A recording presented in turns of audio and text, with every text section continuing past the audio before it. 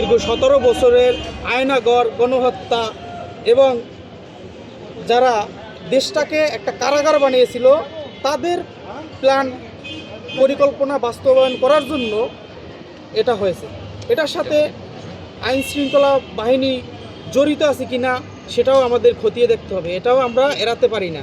কারণ আমাদের দেশের বড় একটা ডিজিএফআই যেটা নিয়ন্ত্রণ করে আইন শৃঙ্খলা বাহিনী এবং গোয়েন্দা সংস্থার অন্যতম একটা জায়গা, কিন্তু তাদের চোখ ফাঁকি দিয়ে এভাবে একটা নিরপেক্ষ এবং ফেস ভ্যালু যারা গণতন্ত্রের সাধারণ মানুষের কথা যে বলে তাকে হত্যা করে, হত্যার উদ্দেশ্যে গুলি করে, কিন্তু তাদের চোখ এড়িয়ে যাওয়ার তো কথা না। অবশ্যই তাদের নলেজে থাকার কথা, যেটা উপদেষ্টা ফারুকী সাহেব প্রকাশ করেছে যে তাদের কাছে 50 জনের একটা লিস্ট এসেছে, তাহলে তারা কেন প্রকাশ করে নাই এবং যাদের লিস্ট এসেছে তাদের কেন নিরাপত্তা দিতে তারা ব্যর্থ হয়েছে? তারা ব্যর্থ হয়েছে এবং তারা যদি ব্যর্থ হয়ে যায় তাহলে আমাদেরকে বলুক, আমরা বিপ্লবী সরকার গঠন করি।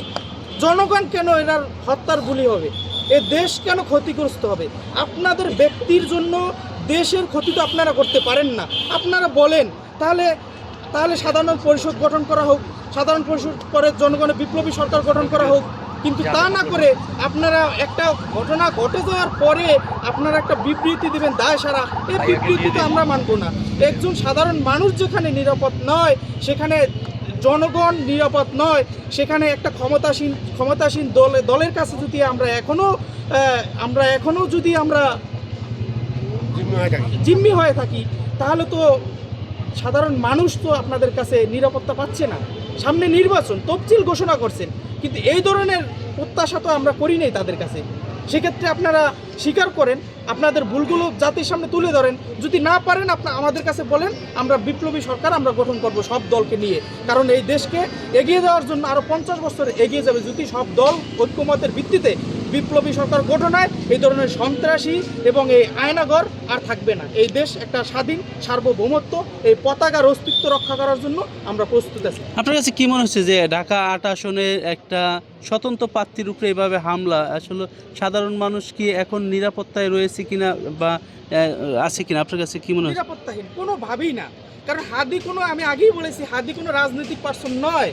হাদি একটা জাস্ট একটা প্ল্যাটফর্ম, সে সবার কথা বলে, সবার ভুলগুলো সে তুলে ধরে, সে আমার ভুল তুলে ধরে, আরেকজনের ভুল তুলে ধরে।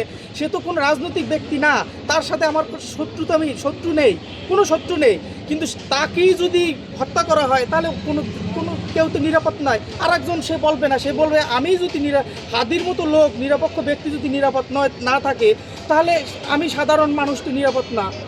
সাধারণ মানুষ কথা বলতে পারবে না, আগের মতো হয়ে যাবে। তাহলে কারা এটা জিম্মি করে রাখছে? এবং আমাদের যে প্রশাসনের যে অন্যতম গোয়েন্দা সংস্থা ডিজিএফআই, এনএসআই, তারা কি করছে? আসলে তাদের ভূমিকা কি তারা কি জানে না? অবশ্যই জানে। তারা প্রকাশ করুক, তাদের যে এলিগেশন আছে তারা বলুক জনগণের সাথে।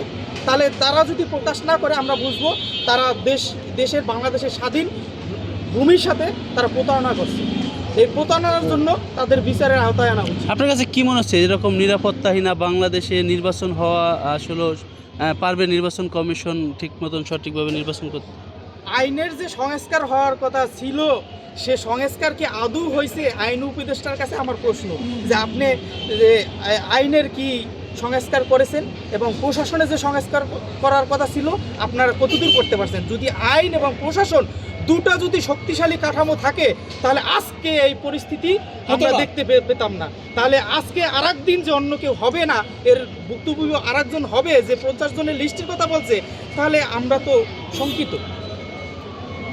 এই হত্যাকাণ্ডে যারা জড়িত আছে তাদের কি হওয়া উচিত আপনার কাছে কি মনে হয়? তাদেরকে প্রকাশ্যে সোহরাওয়ার্দী উদ্যানে ফাঁসি দেওয়া উচিত। এবং শুধু তাদের না, এটার সাথে এবং বিদেশি কোনো ষড়যন্ত্র আছে কি না এবং তাও প্রকাশ করতে হবে।